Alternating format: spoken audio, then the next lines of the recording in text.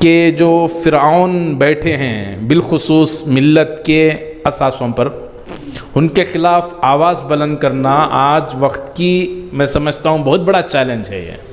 और उस चैलेंज को कबूल करते हुए मोहतरम सैयद अशरफ साहब ने जिस तरह अपनी आवाज़ बुलंद कर रहे हैं औकाफ़ी मसाइल पर, और आप ताज्जुब करेंगे कि इलेक्शन से पहले एक सियासी कायद, मुस्लिम सियासी कायद का तोती बोलता है यहाँ, और हर जगह उसके ख़िलाफ़ बोलना एक बहुत बड़ा चैलेंज होता है। मैं नाम भी लेना पसंद नहीं करूँगा।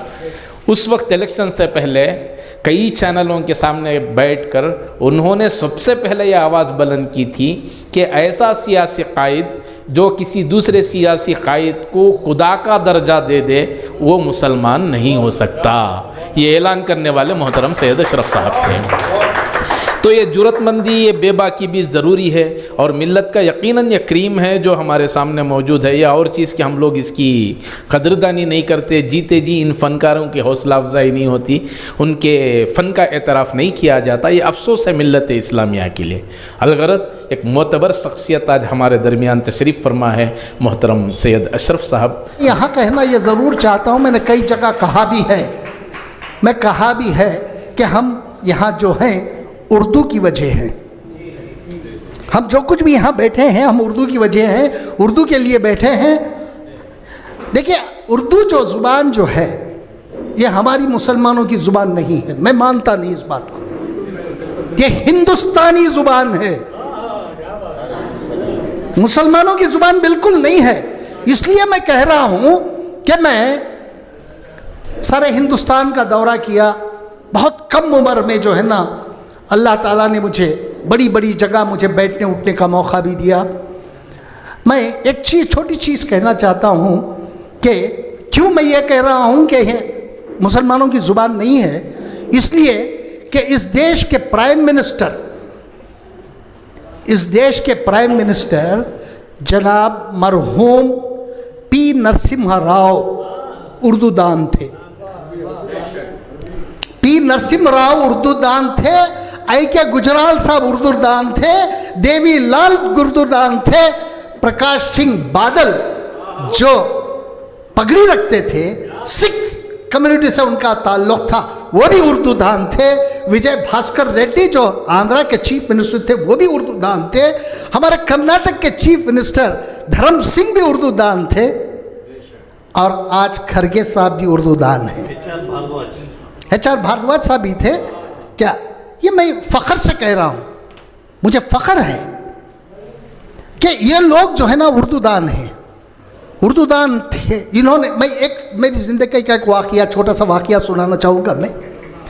मैं जब दिल्ली में रहता था उस टाइम पे श्री देवीलाल जी जो इस देश के उप मुख्यमंत्री ये थे, प्रधानमंत्री थे, उप प्रधानमंत्री थे, जो डिप्टी प्राइम मिनिस्टर थे, उनसे मेरे बहुत अच्छे ताल्लुकात थे और मुझे अपना पोता मानते थे वो। एक दिन मुझसे उन्होंने पूछा, अशरफ क्या तुम उर्दू जानते हो? तो कर्नाटक से हो, उर्दू जानते हो? मैंने कहा हाँ बिल्कुल मैं जानता हूँ। लिखना पढ़ना जानते हो? मैंने कहा हाँ लिखना पढ़ना भी जानता हूँ।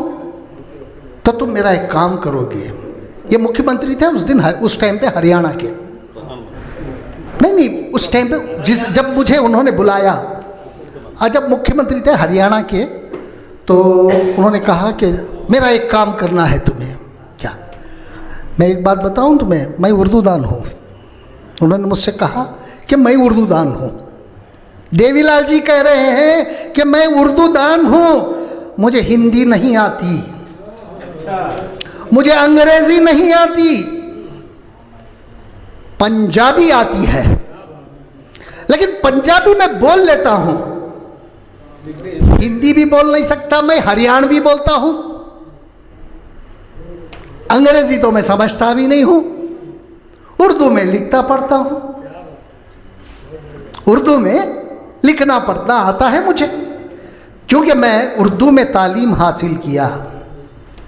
अब उससे कहने लगे कि देखो मेरे पास ऐसे ऐसे फाइलें आते हैं जो अंग्रेजी में होते हैं या हिंदी में होते हैं, मैं समझ नहीं सकता कि मुझे क्या करूं, लेकिन आंखें बंद करके मुझे दस्तखत करना पड़ता है उस पर। मैं ना जानते हुए जिस जुबान में वो फाइल मेरे पास आते हैं, मैं वो जुबान जानता नहीं, मुझे आंखें बंद करके हमारे ऑफिसर की बात पे दस्तखत करना पड़ता है। ये कौन कह रहा है? फाइलें हैं जिस पर मेरी नज़र रहती है और मैं चाहता हूं कि मैं उसे समझ के साइन करूं। ऐसी फाइलें मैं तुम्हारे पास भेजता हूं, ऐसी फाइलें मैं आपके पास भेजता हूं। आप उसको पढ़ने के बाद उसकी जिस एक नोट बना के जो है ना मुझे उर्दू में दीजिएगा। उसका नोट बना के उसको पढ़ने के बाद जो है ना उसका छोटा सा नोट बनाइए, वो क्या है, फाइल किस चीज़ के लिए है, क्या करना है, कैसे करना है, इसकी एक नोट बना के उर्दू में मुझे दीजिएगा, मैं उसके ऊपर दस्तखत करूँगा। तो ऐसा हुआ कि मेरे पास कई फाइल आने लगे।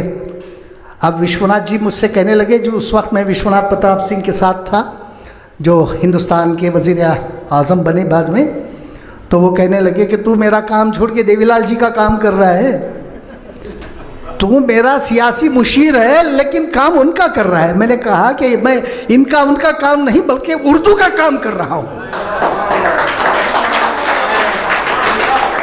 मैंने कहा किसी का भी काम नहीं कर रहा हूँ, मैं उर्दू का काम कर रहा हूँ। तो जब भी मैं वो नोट बना के भेजता था, आंखें बंद करके वो दस्तखत कर देते थे। तो मेरे कहने का मतलब ये है कि उर्दू सारे हिंदुस्तान की ज़ुबान है, ये मुसलमानों की ज़ुबान हरगिज़ नहीं है।